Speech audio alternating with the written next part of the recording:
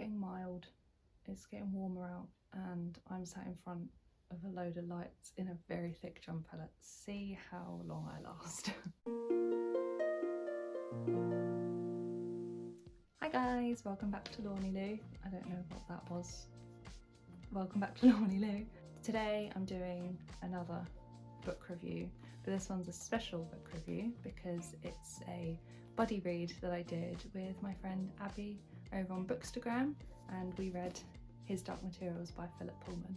Abby has a Bookstagram account obviously, but she also has a YouTube account. I will tag them here so you can go follow her, subscribe to her because she's so lovely, and we had the best time doing this buddy read together.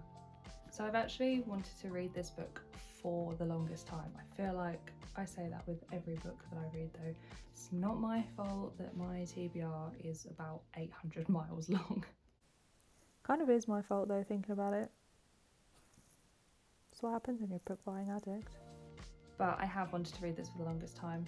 Another book that will help me with my novel, hence the little, post-it notes. Not as many as Among Others, that was a lot, but still a very useful book for my novel. And it's always nice to, you know, read a book with somebody else and get to chat about it. We chatted about it a lot. There's a couple of characters that we both hated and both really loved as well, so it was really nice. So to begin with, it was a bit of a slow start, but all is forgiven because it is book one of a fantasy trilogy. So there is a lot of world building. Yeah, a lot of world building, even though it's set in Oxford to begin with, but there's a lot of fantastical elements in terms of them having a demon, there being creatures that can talk, and there's lots of backstory as well. All these characters are so well developed, it's genuinely insane. They're all so believable. Oh my gosh, Philip Pullman, teach me your ways on characterization, oh my goodness. The demons are so beautifully imaginative, and I love it so much. And that's a bit that really helps with my novel. Again, like I said in the last video, I will be talking about my novel at some point. I'm really sorry that I haven't yet. Pan is definitely my favourite character, that's for sure. He's just so cute. He's so wickle and sweet. Oh, just love him. And also, I don't like the sticker on the book. Like, who else has books with a little sticker there that's so annoying? But it says that it's now a major BBC series. I've not seen it yet because I wanted to read the book first, so I can now watch season 1, which I'm very excited about. Let me know in the comments if you've seen it and what you thought of it. So I'm very excited to start watching that now. This book includes a few intense themes such as politics, violence, death, but it comes with such a mystical wonder that it just entrances you, and despite it being quite violent at times and, you know, political in this world, it is a political war.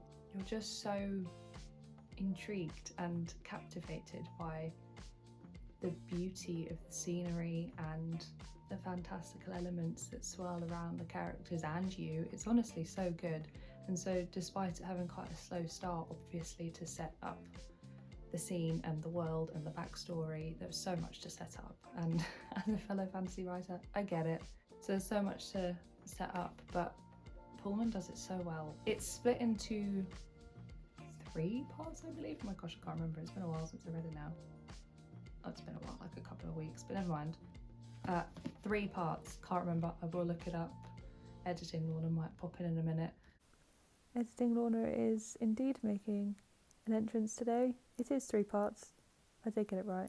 It's the first part that's really setting up the scene and building up the tension, and it's really good and it's really clever. If this was a standalone book, it would be very slow, but as it's a trilogy, obviously there's so much to introduce, so I'll let him off. I will always try to keep my reviews spoiler free, and this one is also spoiler free. All I'm gonna say is that you're gonna need some tissues for the end. Take it from me, who read the rest of the book at work, which was probably the worst choice of my entire life.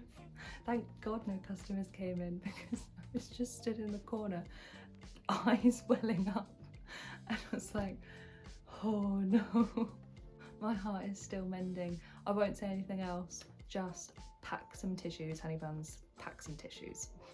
But despite the heartbreak and the tears, I really want to read the rest of this trilogy. I'm just so excited to see what other adventures Lyra goes on. I'm excited to find out what dust is, you know, to find out more about dust. Like, it's just been set up so perfectly. The end of this book has set book 2 up so perfectly, and I'm so excited to read book 2. So Abby, if you wanted to read book 2 anytime soon. Actually, I think I need a break from fantasy for a bit. My brain, I think, is a bit scrambled from all the fantasy I've been reading recently. But Abby, soon? Maybe? So overall, I think, look at me slouching. Overall, I think I would rate this book. I've not really thought about it, so I am sort of thinking about this on the spot. You know what? I was thinking 3.5. You know what? 4. You know, the more I think about it, it's a bloody good book, right? Slow Start was worth it because it's world building. Lyra's just amazing.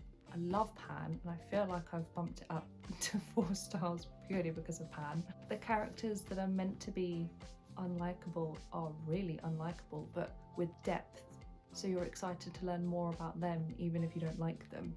And as I said, the ending, albeit really upsetting, sets up for book 2 perfectly. So, you know, the more I think about it, this book's fucking fantastic. So 4 stars. 4 stars for the lovely His Dark Materials Northern Lights. I'm very excited. Just need to go out and buy the rest now. Sorry, bank account.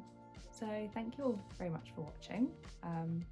Don't forget to like and subscribe. Leave a comment down below if you have watched the BBC series or if you have read the book. If you've read all 3 of them, let me know what you think. No spoilers though. Please, don't spoil it. And thank you so much to Abby. I will leave her Instagram deets and YouTube deets here again, just in case you missed it before. But thank you so much, Abby, for doing this buddy read with me. I had a great time. And I'm excited for another one, maybe. So yeah, thank you all for watching. Don't forget to like and subscribe. Love you all. See you next time.